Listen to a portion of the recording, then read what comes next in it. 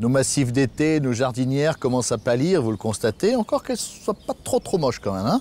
Mais nous allons maintenant penser à la saison suivante. Il va falloir planter. Puisque nous sommes dans une semaine de plantation dans les jardins de Laurent, eh bien nous allons planter aujourd'hui tous ensemble des bulbes et des pensées avec Pierre Nesman. Suivez-nous.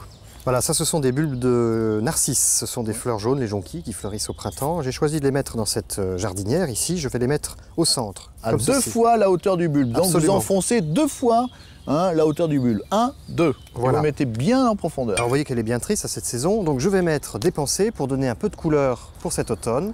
Au printemps prochain, eh bien, les narcisses vont émerger du feuillage.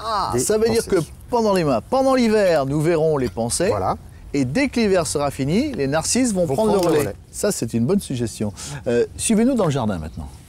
Nous voici dans le jardin, Pierre, et nous allons également planter des bulbes. Vous avez sélectionné pour nous 3 types de bulbes. D'abord les crocus ici, petites fleurs bleues et jaunes au printemps. Les narcisses, les jonquilles qui fleurissent jaunes au printemps. Et puis les tulipes avec toute une palette de couleurs assez importante, là aussi, dès le mois de mars. Ce sera magnifique. Et les tulipes au printemps, vous le savez, chers amis, c'est quelque chose de merveilleux. Maintenant, quels sont les outils qu'il faut utiliser? Alors, pour les planter, un plantoir à bulbes tout simple, c'est une pointe en acier, Laurent, qui va nous permettre de faire un trou pour ensuite y incorporer le bulbe.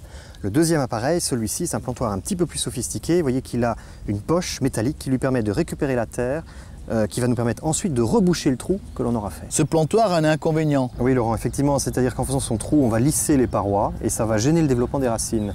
Et puis d'autre part, à l'extrémité de ce trou, il va y avoir une poche d'air qui là aussi risque de gêner le développement de ces racines. Le petit truc de notre ami Pierre maintenant. Alors Laurent, il faut bien regarder et planter les bulbes dans le bon sens. Et regardez, il y a des racines en bas et le bourgeon en haut. On va le planter dans ce sens-là. Pensez-y, le cul par terre si vous me permettez l'expression. Merci Pierre, au revoir à tous. Au revoir.